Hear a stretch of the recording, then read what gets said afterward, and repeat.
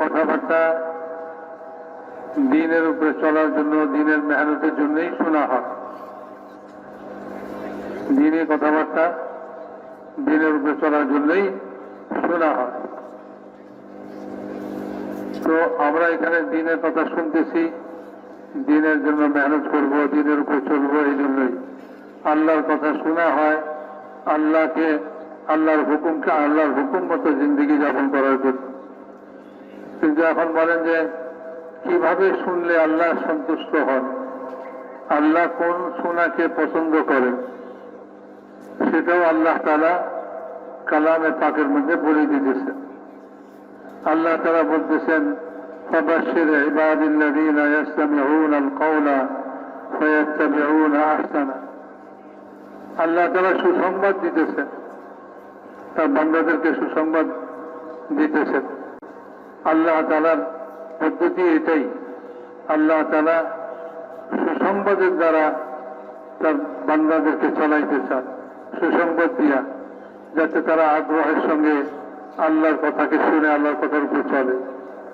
ধমক দিয়া নয়, হুকুম দিয়া নয়, তো সুসংবাদের লাইনে আল্লাহ তাআলা মানুষকে চালাইতে চান। এই জন্য বলতেছেন যে আমার এই সমস্ত বান্দাদেরকে সুসংবাদ দিয়ে দেন। সুসংবাদ কাদেরকে দিবে? বলে যে যারা ইচ্ছা করে শুনে, ইচ্ছাকৃতভাবে শুনে। একটা হলো শোনা, এমনি শোনা, যে কোনো আওয়াজ হয় কানে পড়ে, মানুষ শুনতে থাকে, সেই শোনা নয়, বলে ইচ্ছা করে শুনে। আচ্ছা কি বলে? শুনি, নিজের ইচ্ছায় সে শুনে। তো ইচ্ছা করে সে শুনে, ইয়াসতামিউন শব্দটা, এটার অর্থ এটাই যে ইচ্ছা করে শোনা, নিজ এরাদায় শোনা, এরাদা করে শোনা। তো এরাদা করে শোনার পরে কি করবে?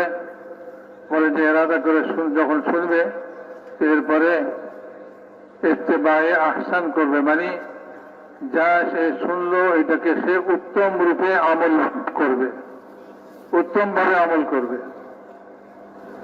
তো উত্তমভাবে আমল করার জন্য ইচ্ছাকৃতভাবে ইচ্ছা করে শুনতে হবে, উত্তমভাবে আমল করবে। যেমন মানুষ নিজের জন্য যা কিছু করে, এটাকে সুন্দর থেকে সুন্দর, উত্তম থেকে উত্তম করে করে। একটা কাপড় বানাবে, এটাকে সুন্দর করে বানায়। একটা ঘর বানাবে, এটাকে সুন্দর করে বানায়।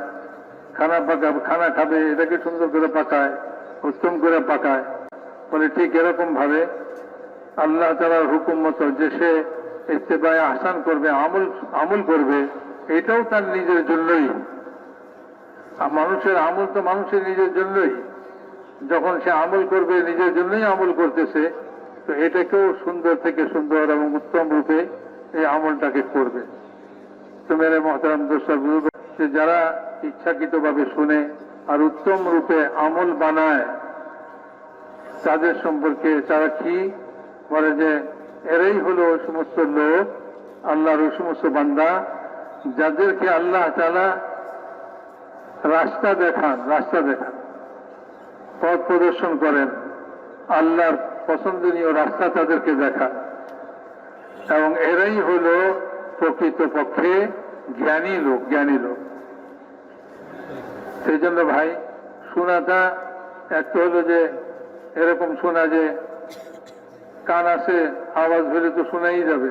আরেকটা হলো ইচ্ছাকৃতভাবে এরাদা করে শোনা, যে কি বলতেছে এরাদা করে শুনি, আর এরপরে নিজের আমলকে সুন্দর থেকে সুন্দর বানানো। যখন এই কামটা হবে, তখন আল্লাহ তাআলা হেদায়েত দিবেন, রাস্তা দিবেন। এবং আল্লাহ তাআলা বলেন এরাই হলো জ্ঞানী লোক।